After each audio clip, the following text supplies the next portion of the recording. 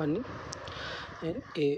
इसके पहले के वीडियो में हम लोगों ने present perfect tense, past perfect tense और फ्यूचर परफेक्ट टेंस को अलग अलग वीडियो में देखा था।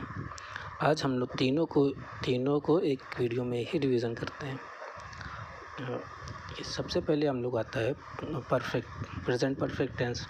इसका यूज़ कहाँ होता है कि वर्तमान में ही पूरी क्रिया पूर्ण हो चुकी है, क्रिया पूर्ण है, इसको दिखाने के लिए प्रेजेंट परफेक्ट टेंस के बाद यूज़ करते हैं। इसकी पहचान कैसे है कि इसके हिंदी वाक्यों के अंत में कोई चुका है, चुके हैं या उसमें आ, ई, ए आदि शब्द आते हैं। इनकी रचना कैसे करते हैं, इसमें सबसे पहले सब्जेक्ट आएगा और सब्जेक्ट के साथ इसमें परफेक्ट टेंस में सिंगुलर है तो है और प्लूरल है तो हैव का प्रयोग करते हैं। उसके बाद वर्ब की इसमें थर्ड फॉर्म आती है। एग्जाम्पल के तौर पर जैसे रोहन आया है तो सब्जेक्ट यहाँ पे रोहन है, रोहन सिंगुलर है इसलिए इसके साथ हैज़ आएगा। रोहन है और आने के लिए कम होती है और कम का थर्ड फॉर्म भी कम ही होता है, तो इसमें आएगा रोहन हैज़ कम। एक दूसरा एग्जाम्पल, तुमने किताब लिखी है तो तुमने के लिए यहाँ पे यू आएगा। ये सब्जेक्ट यहाँ पे यू है और यू के सिंगुलर होने के उसमें सिंगुलर होता है लेकिन यू के साथ हमेशा हैव का यूज़ करता है, तो यू उसके बाद हैव आएगा, यू हैव। और राइट की थर्ड फॉर्म रिटन होती है, तो यू हैव रिटन और क्या पढ़ी गई है, बुक पढ़ी गई, तो यू हैव रिटन बुक। और इसके बाद दूसरा हम लोगों का इसके बाद हम लोग का आता है पास्ट परफेक्ट टेंस।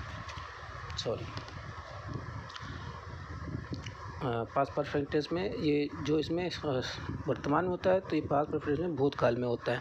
भूतकाल में कोई क्रिया पूर्ण है ये दर्शाने के लिए इसका यूज़ होता है। और जैसे पहचान क्या है कि वाक्य अंत में या के साथ था, या था, ए थे, आए थे, इस तरह का यूज़ होता है। रचना कैसे करते हैं, तो सबसे पहले सब्जेक्ट तो आएगा ही, सब्जेक्ट के साथ पास्ट है, पास्ट में हैड का यूज़ होता है, प्लस वर्ब के सब्जेक्ट आएगा प्लस हैड आएगा, हैड के साथ वर्ब की थर्ड फॉर्म आती है। एग्जाम्पल में से रोहन स्कूल गया था तो यहाँ आएगा सब्जेक्ट, यहाँ पे रोहन है तो रोहन पास्ट है इसलिए हैड लगेगा, रोहन हैड। और जाने के लिए गो होता है, उसकी थर्ड फॉर्म गॉन, तो रोहन हैड गॉन और कहाँ गया था, स्कूल। दूसरा उदाहरण इसका एग्जाम्पल है रमन आया था, तो यहाँ पे सब्जेक्ट है रमन और पास्ट के लिए फिर से एक बार हैड आएगा, रमन हैड कम, आने के लिए कम ही हो जाएगा, इसे उसमें आया था, रमन हैड कम, कम की थर्ड फॉर्म कम ही होती है। उसके बाद लास्ट में सबसे फ्यूचर परफेक्ट टेंस।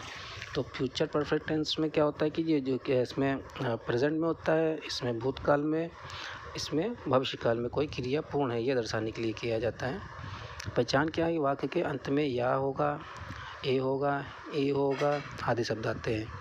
रचना सब्जेक्ट के साथ विल हैव आता है। इसमें फिर से एक बार देखते हैं कि प्रेजेंट में हैज़ या हैव, पास्ट में हैड आता है और फ्यूचर में विल हैव आएगा। सब्जेक्ट प्लस विल हैव और वर्ब की थर्ड फॉर्म आएगी इसमें भी। एग्जाम्पल, श्याम ने खाना खाया होगा, तो श्याम सब्जेक्ट हो गया श्याम, उसके बाद विल हैव लगेगा, श्याम विल हैव। ईट की थर्ड फॉर्म ईटन होता है, विल हैव ईटन फूड। सामने खाना खाया होगा, यानी इस समय पे खाना खा रहा होगा। उसके बाद मोनू ने पत्र पढ़ा होगा, तो सब्जेक्ट यहाँ पे मोनू, फिर से फ्यूचर का इसलिए विल हैव आएगा, मोनू विल हैव रीड।